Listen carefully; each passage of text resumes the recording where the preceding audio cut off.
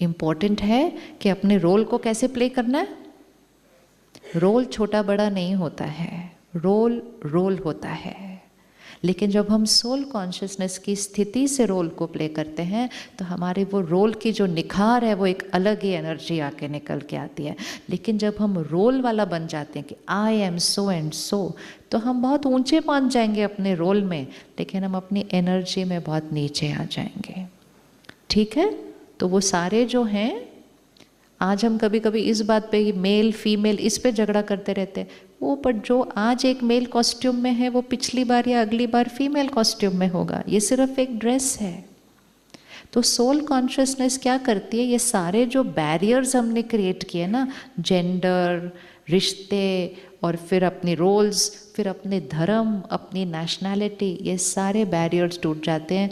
हम सब एक हैं, मैं आत्मा आप आत्मा, हम सब एक परिवार हैं, एक परमात्मा के बच्चे हैं। सिर्फ और सिर्फ सोल कॉन्शियसनेस से ही वसुदेव कुटुंबकम हो सकता है, अदरवाइज वो सिर्फ एक वर्ड है।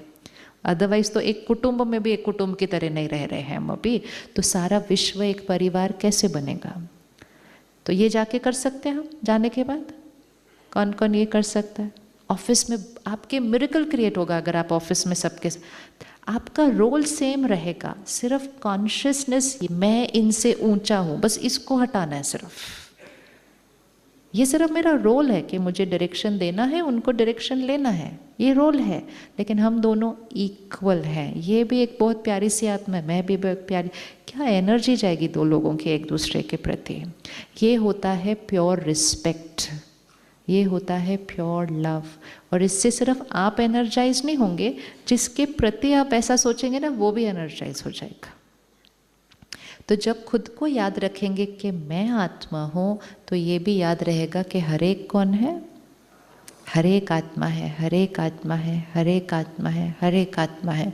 और हर एक के कौन से संस्कार हैं, अब ये लिखें, 5 फोल्डर हैं सबके संस्कार के।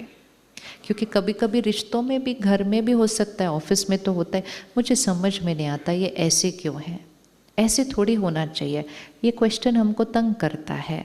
तो जब हमें समझ में आता है कि मेरा बच्चा एक रिश्ता सिर्फ शॉर्ट टर्म है, लेकिन वो रिश्ता निभाने वाली एक आत्मा है, और वो आत्मा एक लंबी जर्नी पर है।